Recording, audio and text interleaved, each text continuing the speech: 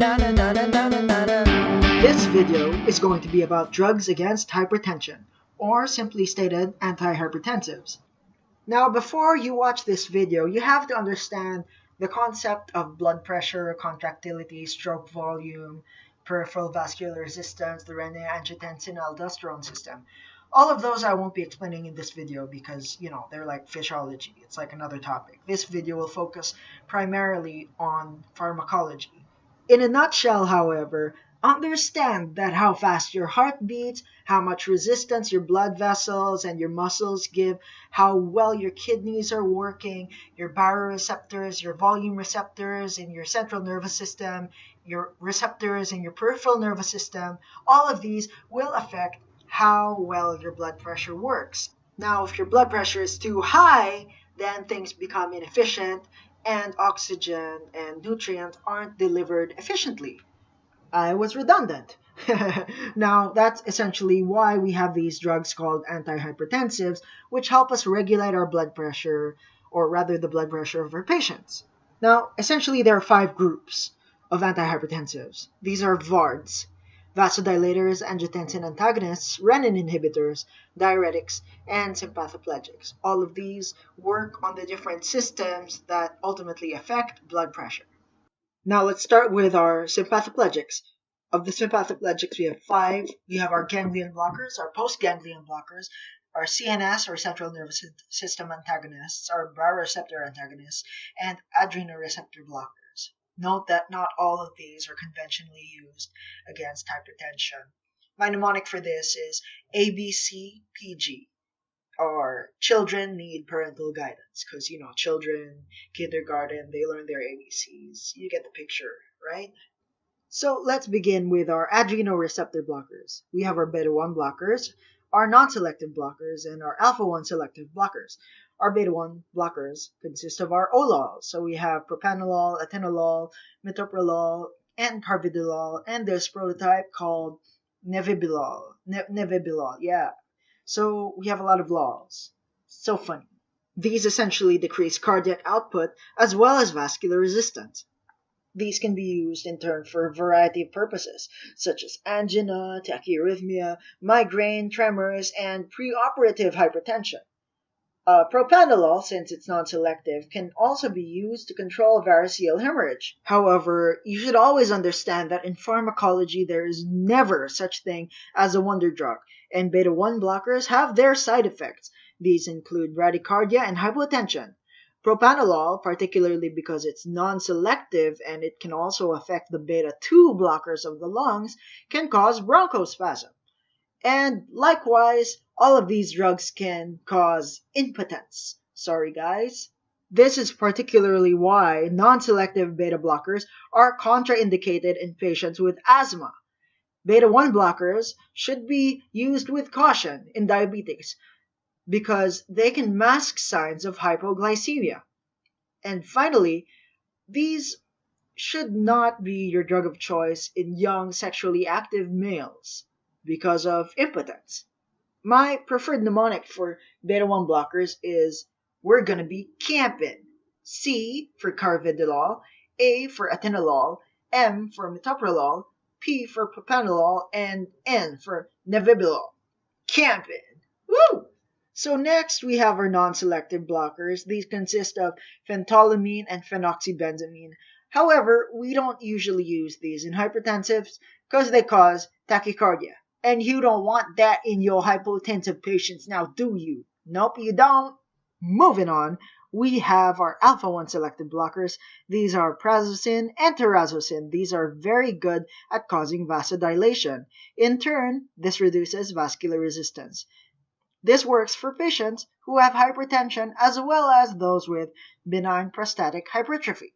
However, as I said earlier, every drug has its side effects.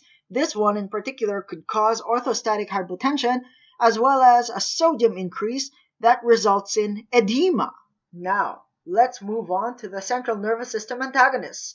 These are essentially alpha-2 agonists, which consist of clonidine and methyl-dopa. These work on receptors in the medulla, which inhibit adrenergic activity. Here's some good news. These can be used safely on pregnant women and are primarily used in controlling hypertension induced by pregnancy. Yay! However, again, adverse reactions. These cause sedation and bradycardia due to their actions on the sinoatrial node. These can also increase sodium, which causes edema. Again, clonidine in particular can cause xerostomia or dry mouth. Sudden withdrawal can cause rebound hypertension. And methodopa, in particular, can cause orthostatic hypotension and hematologic immunotoxicity, which can lead to hemolytic anemia. This can be detected by the Coombs test. Then we have the baroreceptor blockers, although we don't really use those. Sad face. Next are the postganglion blockers. We have guanidel, guanethidine, reserpine, and Maui. Not that Maui. The drug, monoamine oxidase inhibitors. Maui's work using a byproduct called octopamine. However, these generally result in a hypertensive crisis, so we don't really use these either. We also have the ganglion blockers, which are hexamethonium and trimethopam. However, these two have lots of side effects, and we don't use these either. So, in a nutshell, the only sympathoplegics we actually use are the beta blockers, the alpha-1 selective blockers, and the CNS antagonists. Next up, we have the vasodilators. Note that earlier I mentioned the alpha-1 blockers, which also work by vasodilation. However, I grouped them with the sympathoplegics because they work on adrenergic receptors. So these consist of hydralazine, minodoxil, calcium channel blockers, and parenterals. The first two I think of Greek mythology, which has the Hydra and the Minotaur. Get it? But before we talk about those, let's talk about the calcium channel blockers. These consist of verapamil, diltiazem, and nifedipine. These block calcium, which causes a reduction in AV conduction and heart rate. These can help patients with angina and arrhythmia. Side effects, however, can include orthostatic hypotension, bradycardia, and AV block, which is why patients using these drugs should be carefully monitored. Before I continue, nifedipine is particularly a dihydropyridine, and other dihydropyridines include amlodipine, felodipine, and isradipine. It's like sauce, because we're all dippine. My mnemonic for this is vasodilation. V for verapamil, diltiazem for D, and N for nifedipine.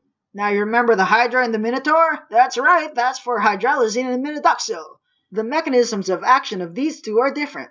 While hydralazine causes an increase in nitric oxide, minodoxil causes the potassium channels to open.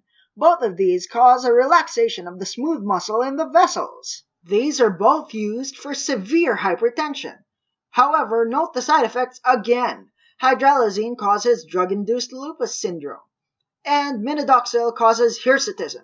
Minodoxil is particularly safe for people with renal insufficiency, and it can be used on males with balding because of its hair-growing effects.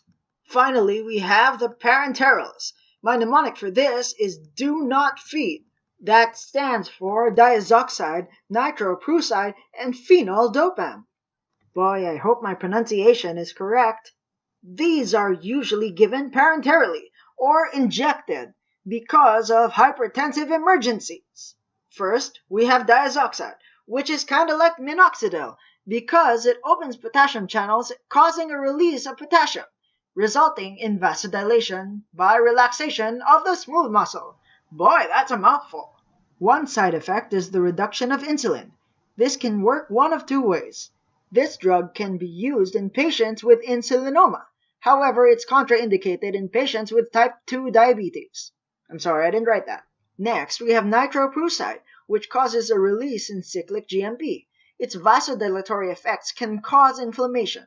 Again, this can be used in hypertensive crisis. Finally, we have phenol-dopam. Dopamine.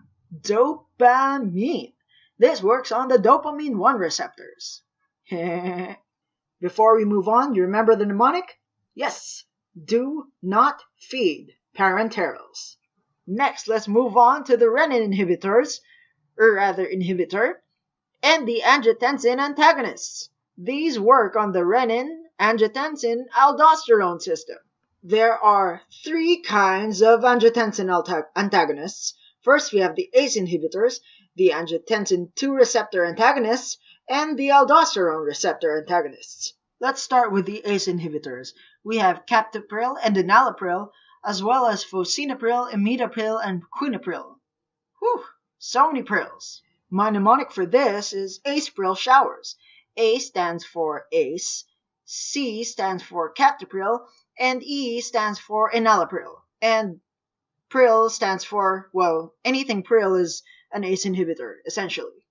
These block the actions of angiotensin-converting enzyme, which converts angiotensin 1 into angiotensin 2.